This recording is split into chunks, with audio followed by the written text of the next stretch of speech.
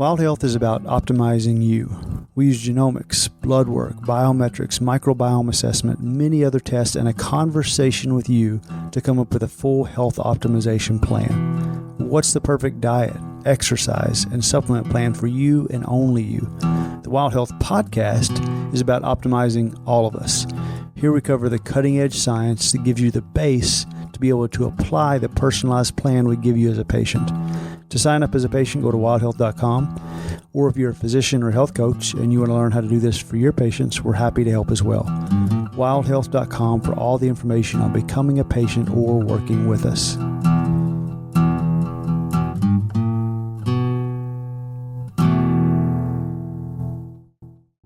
What's up, guys? It's Erin Faules, one of the doctors at Wild Health. I have a good friend here with me today, Courtney Runyon.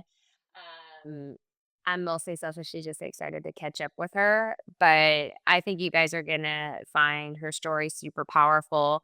I feel like she says it in this nonchalant way, and it's like the most badass story ever. So, Courtney is a storyteller, she's a healer, and she's a survivor of something called CIDP, which is a rare autoimmune disease that left her temporarily paralyzed. I'll let her share more about that as we get going. But her healing is more than about just the physical. It's about her mindset, trauma resilience, and what happens when really empathetic people carry more than their share, which we will also dive into a little bit later. So today we're going to have a conversation about what it takes to really heal and how we'll be able to hold both science and soul through that process.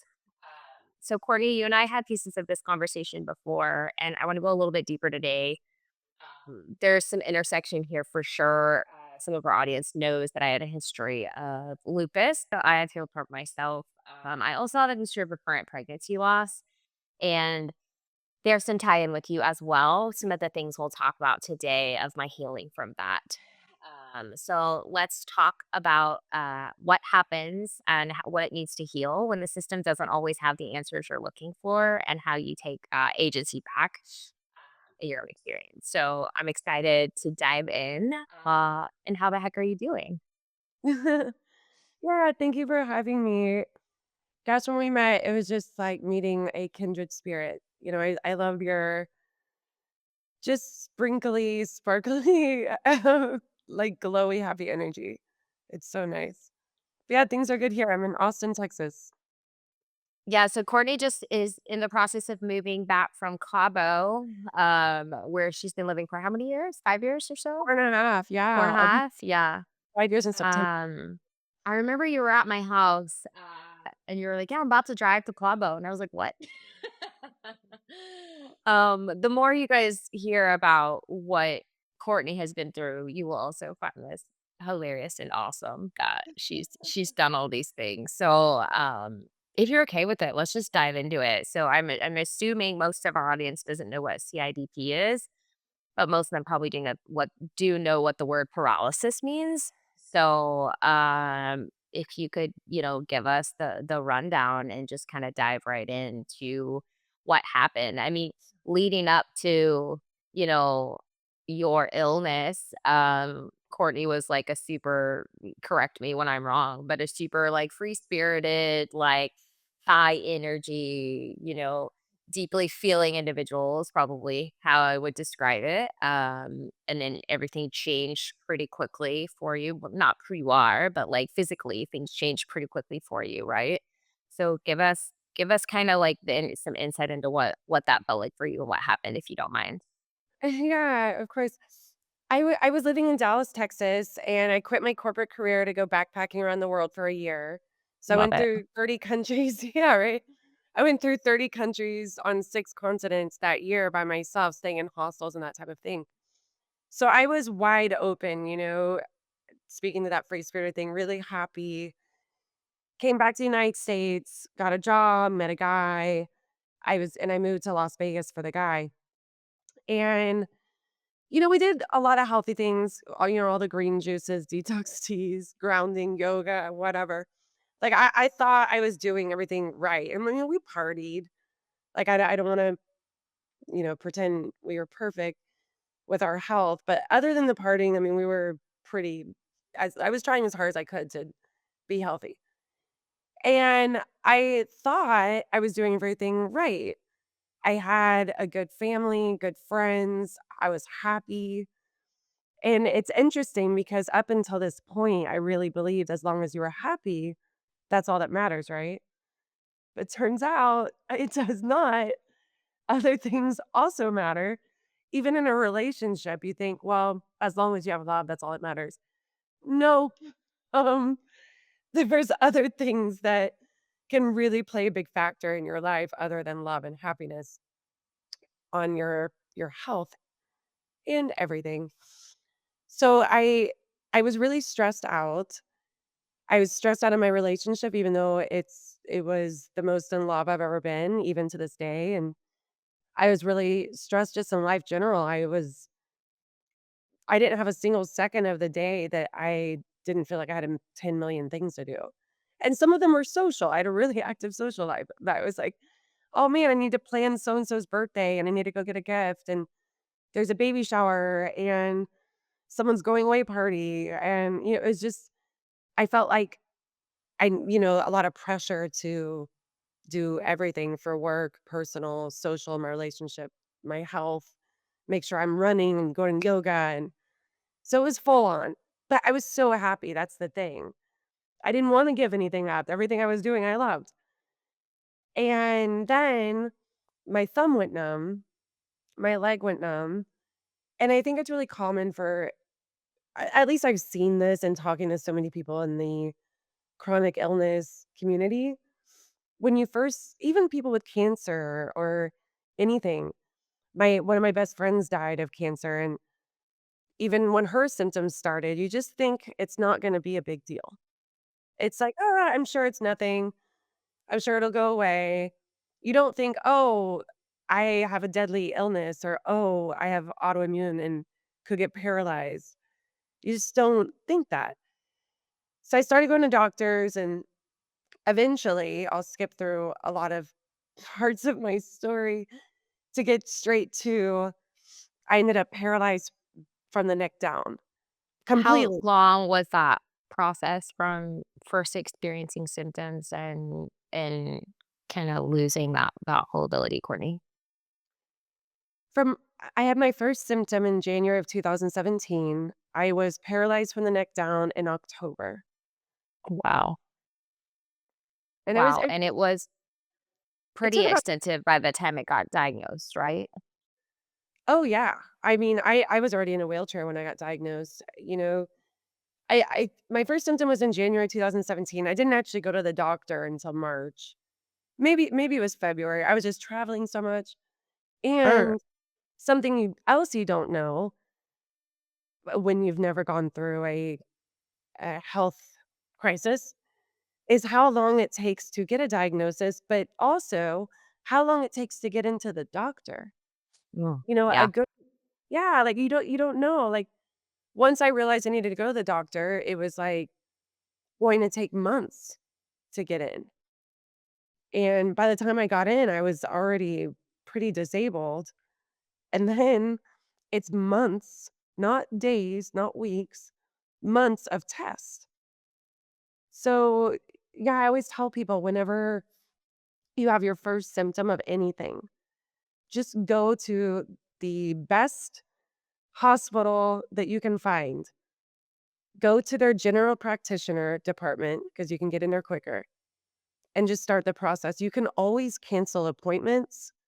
You can't always get them when you need them. Yeah, well, I love that call out about seeing the GP department too, because having that quarterback that can help you navigate the system is really powerful because it's really different when your doctor tries to make an appointment for you than when you try to make an appointment for you. We have some people joining some of our programs almost for that very reason, and they end up having so many other benefits to what we do, but just having someone, like, on your team that can help you navigate, like, such a complex system because it's kind of powerless as a patient. I mean, even when I call as a patient for, like, my son or myself or something, it's so different than when I'm calling for my patients, like, as a provider. It's really it's unfortunate that that's the way it works, but it is the way it works. Well, when I was trying to get into the Mayo Clinic, once things became disabling, once I realized this was really actually an emergency, my my mom calls it a one-horse town doctor. Like, my neurologist I had in Las Vegas, where I was living at the time, had a private practice, nice person. But when you are in an emergency situation, you're about to have permanent damage on your body Mhm. or worse. These major hospitals like the Mayo Clinic, UT Southwestern, they just have more resources that a smaller practice cannot afford.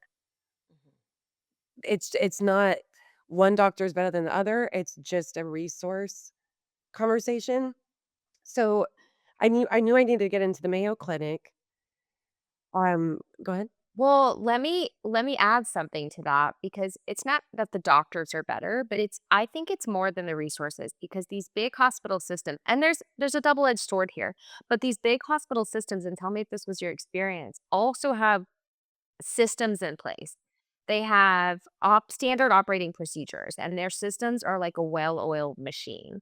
And so when you need something to be done quickly or something complex to be done, there's typically a system in place, especially in these big academic institutions. You're not the first time this has been thought about, typically. And so there's a system in place, and one thing sets off this process, and then it just goes. It's a well-oiled machine versus you might be the only CIDP case that a private practitioner sees all of their career, and not that they're not brilliant. They just never done it before or very rarely, and they don't have all the, all the processes in place to make that a really efficient process for you, even outside of like the tools and testing that probably needed to happen. And so, what can be beautiful about that is you get the help you need in an expedited fashion. What can be tricky about that is it's like very algorithmic and it's like this is the way it's done.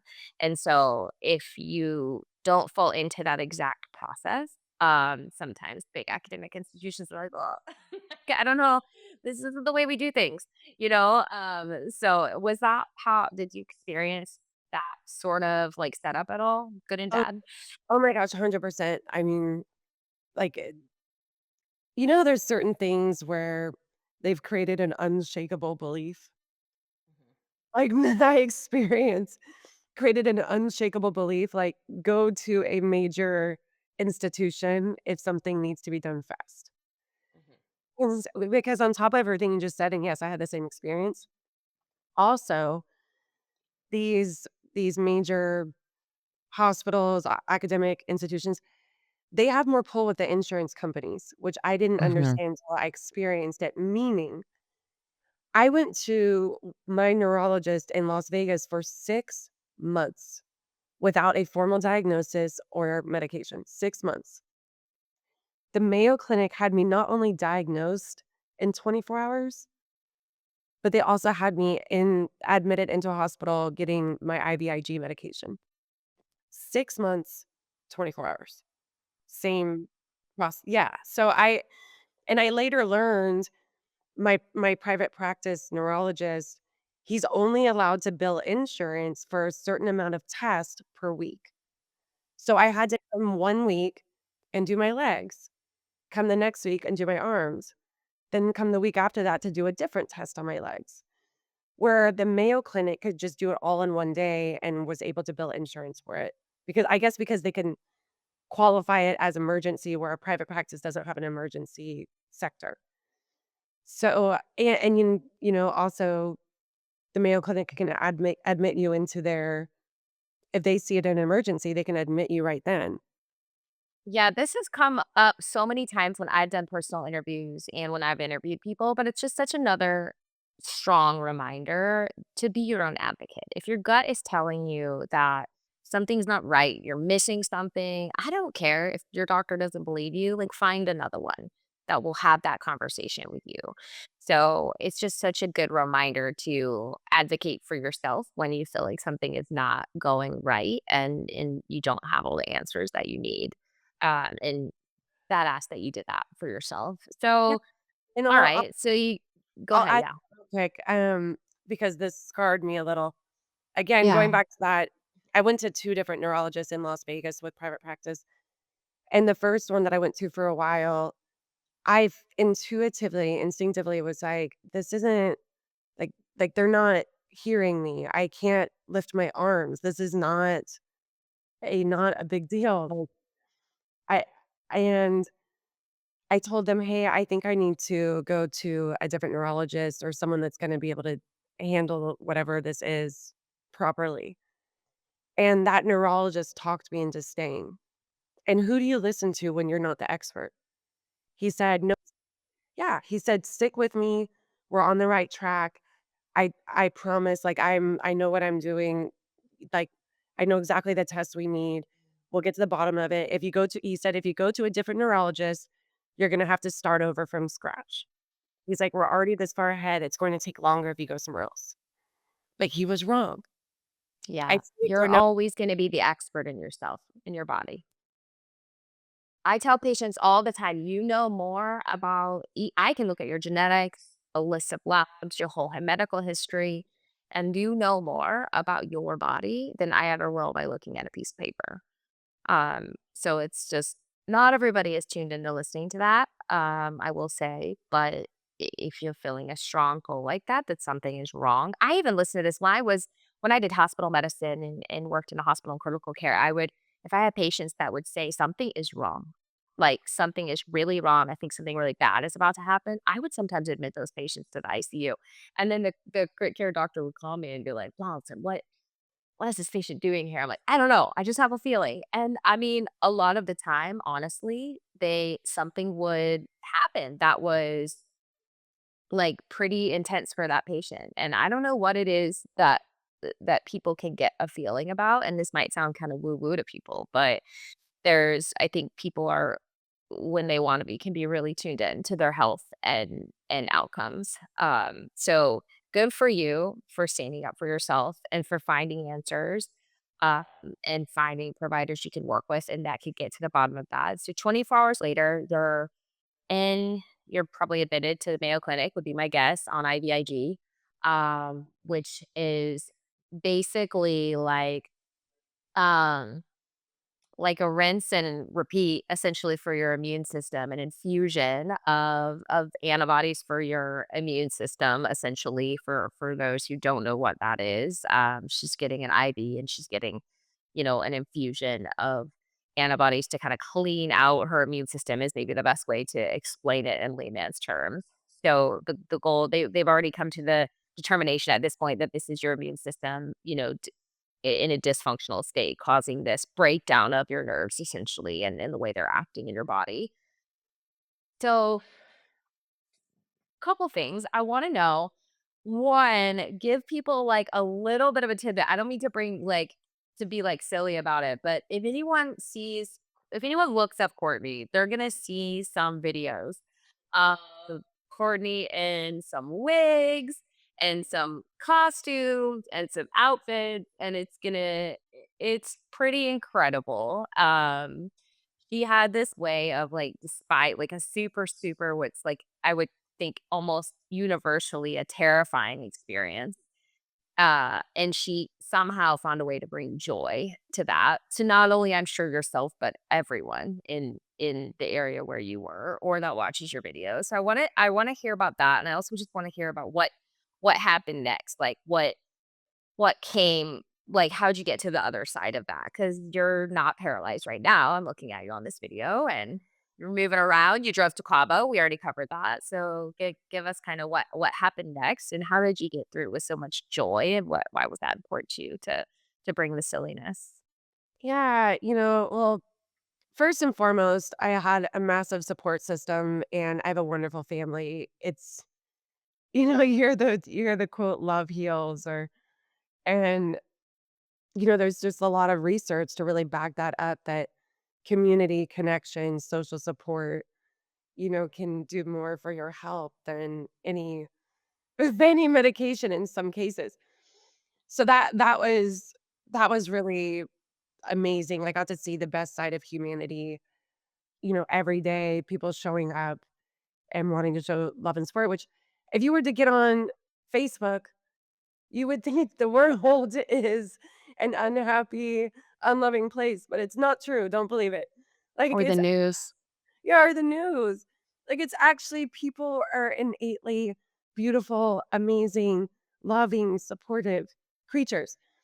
So you're saying your illness allowed you to see the best side of everyone around you is what you're saying? 100%. Mm.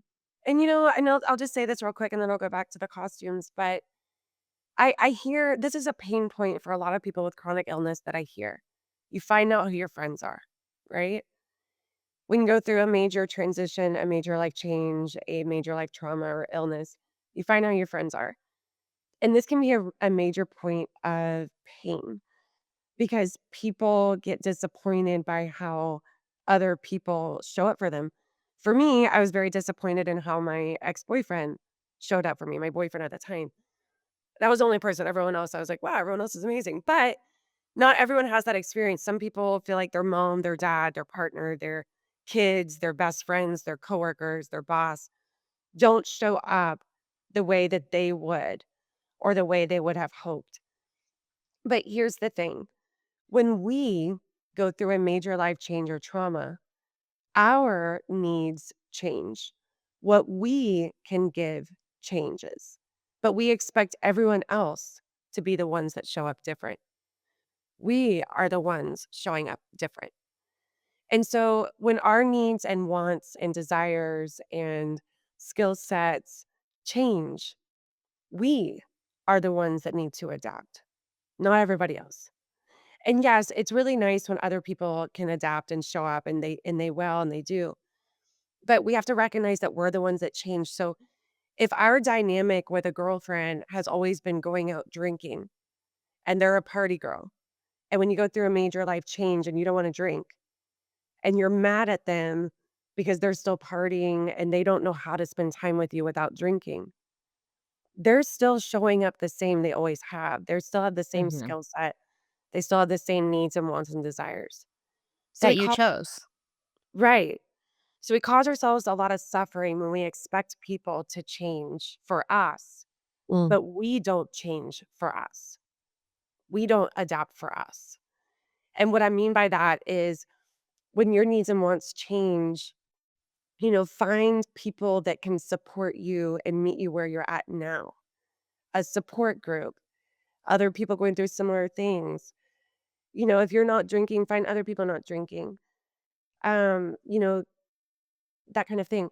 The other things is when friends can't show up for us when we're going through a major life change, sometimes it's because they're looking at their biggest fear in their face and they can't look at it. Maybe Mm. their mom died of cancer and you have cancer. And if they look at you and sit with your pain, they haven't healed from the pain of their mom dying of cancer. Or their biggest fear is getting cancer when they spend time with you, seeing, oh, like, if it could happen to you, it could happen to them. And they are not strong enough to sit with it. So sometimes people just can't sit with your pain because it's too activating for them. Does that make them a bad person? No. We're all human beings trying to escape pain and go towards pleasure. I have had this realization as an adult, um, that pretty much everyone's state of being, actions, tone, decisions are just a reflection of themselves. Like, that's all we are. Yes, do we have some altruistic tendencies where we're there for other people? Sure. But like even that in some degree is probably a reflection of ourselves and a projection of our own needs. And so when someone is not showing up in a way that feels good, I try on my good days to remind myself that it's whatever they're going through, right? And then if it's this, like you're saying, I mean, if it's this like pattern with people that aren't showing up, like what drew that to you, right? Like again, it's about like this responsibility piece, which I'm so curious about actually. So like I actually think the costumes could play into this answer nicely potentially, but like how did you take a situation where like most people in the world would probably feel like a victim? I mean, you go from like this high energy, bubbly, happy person and all of a sudden you're in a wheelchair. We haven't talked about the gravity of that yet, but like it wasn't just that you couldn't move. I mean, you couldn't feed yourself. It was affecting your breathing. It was affecting your going to the bathroom, like everything, right? And so a lot of people could take that opportunity to feel like a victim, right? And somehow you chose responsibility of your outcome and agency of your outcome, which I believe that everybody has to get to truly heal and get to the other side of things. But like, how would you do that so quickly? Like, what was your secret sauce there? How do you stay out of victim mentality? Because this, you're doing great from the outside looking in, but I don't know if you feel like your life is what it was before or better or worse, So share some of that with us because I always get so curious about this decision point for people in their healing because people will come to me and they're like, this happened and this happened and this happened and this happened and this happened. And now I feel like this and doctors haven't understood me and this and that and the other. And I'm like, sounds so, so hard. And it's not your fault. And it's your responsibility to where do we go from here? So like how did you navigate those waters? Because I feel like you're like the epitome of how we shall do this. Yeah, I mean, like I said, I wrote on the coattails of people's support, but also I I had lost everything. I lost my house. When I left my house, I left stuff by the sink in the bathroom for when I came home, and I just never came home. My ex-boyfriend's mom packed up all my stuff and shipped it to Texas. I lost my job, my life partner, he couldn't handle it, which was a really hard breakup to go through when you're paralyzed from the neck down. And I had lost my identity, my mobility, my hobbies, as you can imagine. And I'm living with my parents. It's like I always think I'm like pretty cool. I'm like cool girl Courtney. And here I am 32 living with my parents, paralyzed, my body's falling apart. Like my body looked like an 80-year-old woman and with skin just wrinkly skin hanging from the bone. It was so weird. Even my belly button ended up on my left side from I guess the way I was sitting. Oh no. Well, yeah, it's like and my hands look deformed. They still do look deformed, but I've gotten used to it. So like my mom said something to me one time. I love asking people, what's been your favorite time of life? What's been some of the best years of your life? And I don't even remember when I asked her this, but she said her 30s. And I'm 32 at the time this is all happening. I'm 41 now. And I just kind of had this moment where I'm like, man, I've lost everything. I've lost my self image, my body, my mobility, everything I just said. And then I thought, and now I'm going to lose time. And I thought, my mom said this is her favorite time of her life. I'm missing my best years, like just sitting here. And I thought, well, what if I can actually not lose time? Like, what if I can make this some of the best time? What if I can make my 30s some of the best years of my life as well? And I didn't know how long I was going to be in a wheelchair. You don't know when you're in that kind of situation how long something's going to last. And I didn't want to wait to be happy. Like, there's something about this idea of losing time that broke my heart. I was like, I already lost everything else. Like, I don't want to lose time. There's this attachment to like that felt the same as losing my life, like losing time Sure. of my life. Like, so which felt much deeper than like losing a job or losing a partner. It was like losing parts of my life, time. So I kind of also had this conversation with myself of this is something that could either ruin my life and which when someone goes into that victim mentality, right? There's a relationship there of like something was taken from me. I'm the victim. I was violated. Um like this was done to me without my consent. It was ripped from me, taken from me. All those things I could put in that category and not be wrong. In a way, I was the victim. And I certainly felt victim in my relationship, which I'll get to, but or we can talk about it later. And it was kind of an interesting mirror to see. I went totally growth mindset and hero vibes on my paralysis and victim in my relationship and to see Yes. the parallels of that and the massive opportunities and joy that has come from taking ownership of something and the heartbreaks and exhaustion of taking the victim role in something and seeing the parallels has been really eye-opening. So yeah, I just have made almost every decision I've made since the paralysis of how can this be something that adds value to my life instead of something that ruins it. And how could it have happened for you instead of to you? Like, how can that, be something that is just the next chapter, right? Like that whether you grow from it or like gain connections from it. For you, I mean, there's a lot of people that look up to Courtney and that are in the chronic illness space. I'm sure plenty of other spaces. So I know from the outside looking in, it's been growth for a lot of people, not just for you, which is pretty special. Um, how did you like choose to kind of stop time and experience joy through, a very, very difficult stage? Like, how did you last through that? Because a lot of people wouldn't find it very funny. Yeah. You know, I remember sitting in this therapy gym. It was a turning point, and there was this Japanese woman, and her kids were there, and she was in a wheelchair. She was older, but she was just laughing her butt off, and just full of joy. And I looked over at her, and I thought, that's more of the person I am than a person that would just sit here in a wheelchair, letting time pass, being sad or depressed or whatever.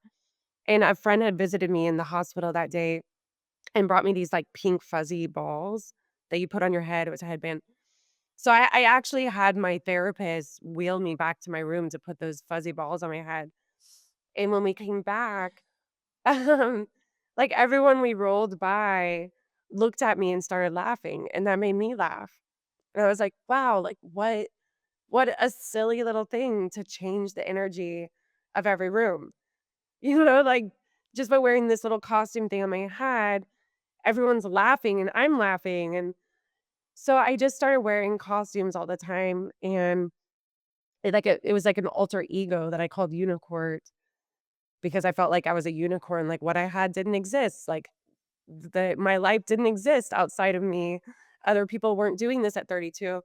And my name's Courtney, so it turned into Unicorn. But yeah, and then I quit trying so hard to heal. It wasn't working.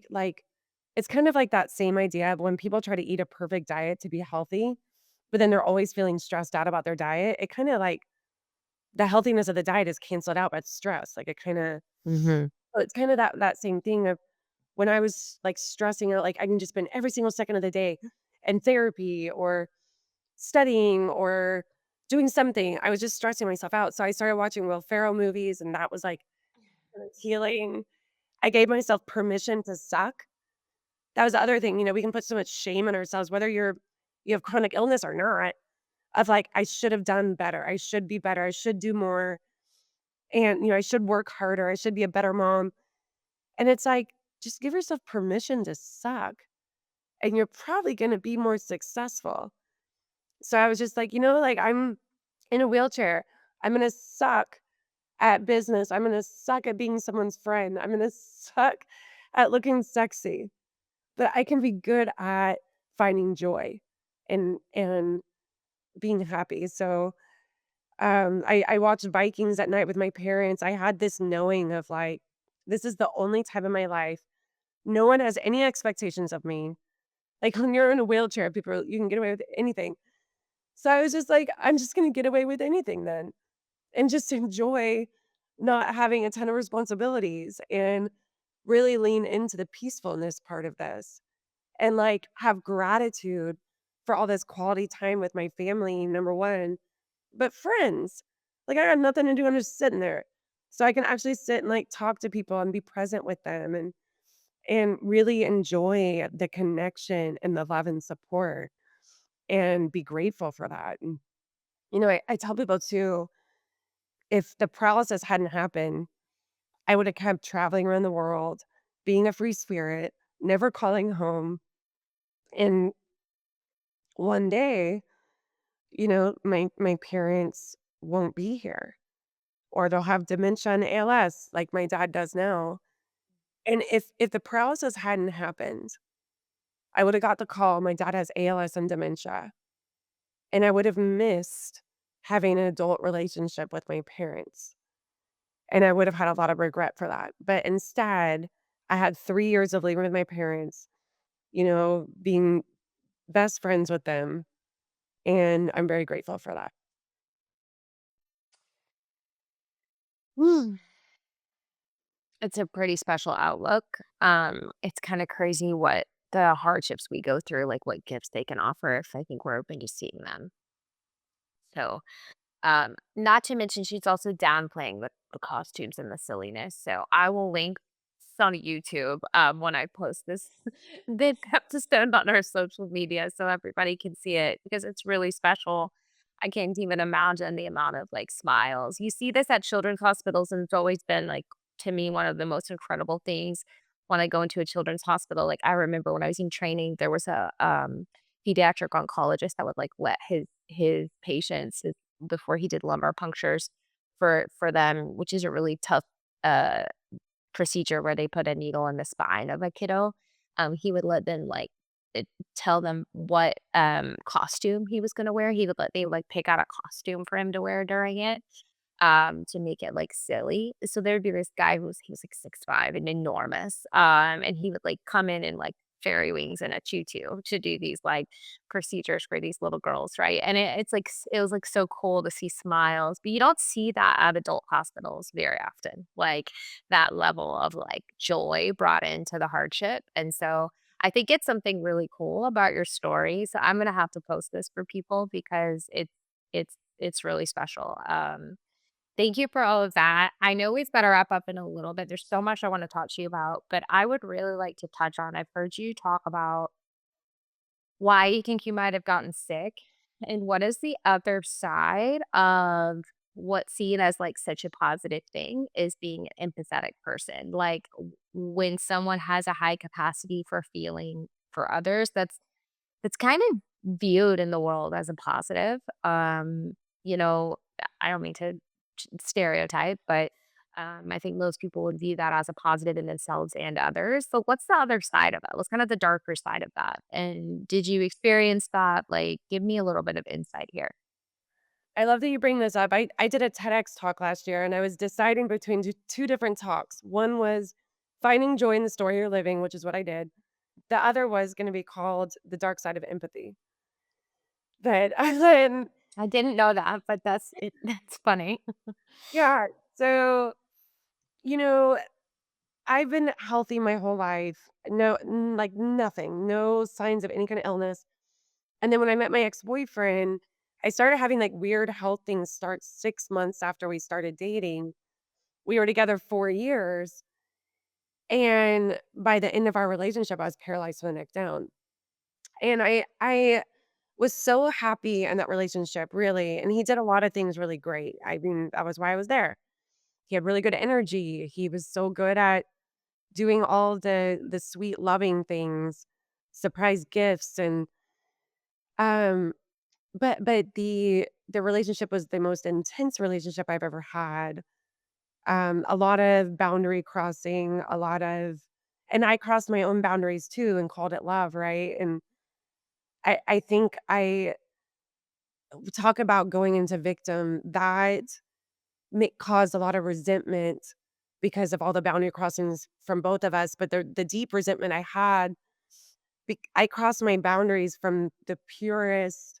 Like some people say, you cross your boundaries from low self worth or insecurity, and I don't disagree there. But my experience, it came from like an unconditional loving place of like I want to give you everything I have, and um, if I because I loved him, didn't want to lose him. I said yes when I meant no a lot of the time. And that caused really deep-seated resentment. Like, and it was a hard lesson to learn that violating your own values and boundary crossing is not love. It might come from a loving place, but the person asking you to do it, that's not love. And that was a hard lesson for me. Um, and when we talk about the relationship between empathy and inflammation, it's this. You know, I found this study in 2015, done in 2015, where they tested parents' inflammatory markers before and after experiencing empathy for someone they loved. They found that while experiencing empathy for someone suffering, you have systemic inflammation in the body. So, what happens when you're a healthcare worker or some other type of profession where you're constantly having empathy for the people you're working with? What happens when you're a highly sensitive or empathetic person in a relationship with someone with narcissistic tendencies who doesn't have so much empathy? And they need your this is how it was in my relationship anyways. He always needed my empathy and compassion for some kind of choice choice he was making or boundary he was violating or something. I needed to constantly understand and have find empathy and compassion. So what happens when you're in a relationship or a career where you have chronic empathy? You have chronic systemic inflammation in the body and it tears you down. Well, when I figured this out, of course, I felt like a victim again. I'm like, I was so perfect and he was the villain and I'm the victim. And I really dug myself into that hole. But I researched a little deeper because you do, oh, in the same study, they also found that factors of uh, mental and emotional health improve with empathy. It was just the physical part of empathy that could be damaging. So that's kind of interesting. You always think, mind, body, whatever's good for the mind is good for the body. Turns out, and I'm sure there's different angles on this, and it's kind of a gray area. Empathy can be good for mental and emotional health and social connection, but the body is in the stress response. And some of that comes from, the whole mirror neurons, your brain is syncing up to the other person. And when you're in deep empathy instead of compassion, meaning with compassion, it's more of a cognitive understanding. Empathy is more of a body experience. You're actually syncing up with the other person, feeling what they're feeling. Your brain is syncing with them. So you're going in the stress response with them. So if you're doing this a lot, if you're around a lot of people where you're empathizing or absorbing their stress, then your body's going to have more cortisol. It's going to be more run down. But then I found some in Brene Brown's research, and she said that empathy is actually the antidote for burnout and chronic stress, not the cause. I at least in some ways. So then it's like, okay, well, what gives? Is chronic empathy good or bad? Like, is chronic empathy the cure to burnout or the cause? Like, what gives? And here's what I've figured out. Maybe it's empathy, maybe it's not that can cause the inflammation. What I've kind of found is it's the things that come with empathy that are actually the root cause of chronic illness. And this isn't a science, but it is my unshakable belief because of the experience I had. And also, I have spoken to thousands of people with chronic illness the past 8 years, and I have seen this same pattern in at least 90% of people with chronic illness. So is it a science? Kinda. Like if you look at the data, if you look at like the if you surround yourself with people with chronic illness, you're gonna see this pattern everywhere.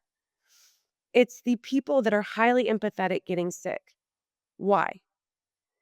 And it's because people that can feel pain of other people, they tend to overgive.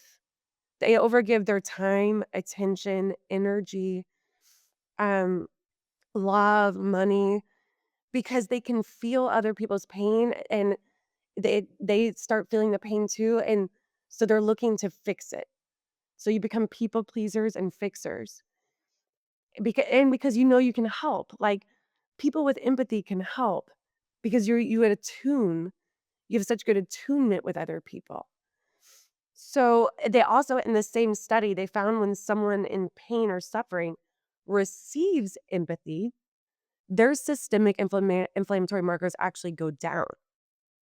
So you are quite literally healing other people when you give them empathy. But what's the cost? And how do we Your protect ourselves from it? your own health. Yeah. This is reminding me so much of Gabor Mate's work. He talks about why 80% of people with autoimmunity are women, being that we are the shock absorbers of society, that we take on the emotional burdens, typically knowingly take on the emotional burdens of those around us because we care so much too. And I would agree. A lot of the people that I work with, I work a lot with autoimmunity. A lot of the people are, I mean, myself, I'm a healthcare worker at History of Autoimmunity, right? Like it's very, very common to see people in helping professions, helping fields. I think you're interested in going into psychology next. It's super, super common. This is very impromptu, but I have so much more about this I would like to dive into. I would love to do a part 2 with you because there's other things I'd love to talk a little bit more about the combination of like stress and empathy and healing and how like the other side of that as well, how do you maintain yourself and not embody that stress and illness and inflammation. I would also like to dive a little bit into psychedelics with you. So if you're up for a part 2, I would love to do that and kind of continue this. Okay, let's do it. Let's do it. Well, we're gonna have to keep people on the edge of their seats for this one. Thank you for sharing your story and bringing tears to my eyes on multiple occasions. It was great to see you, and we will get the next one scheduled ASAP, so we can kind of dive into what happens next, and also Courtney's full story hero moment, where she walked across the country, after being paralyzed. So I will leave that here and we will we'll talk about that as well. Thanks for listening, guys. Thanks so much for listening to the Wild Health Podcast. If you want more daily health education, be sure to follow us on Instagram, which is filled with health optimization how-tos, grocery shopping lists, guided breathwork posts, myth debunking, and so much more. You can find us at Wild Health MD on Instagram.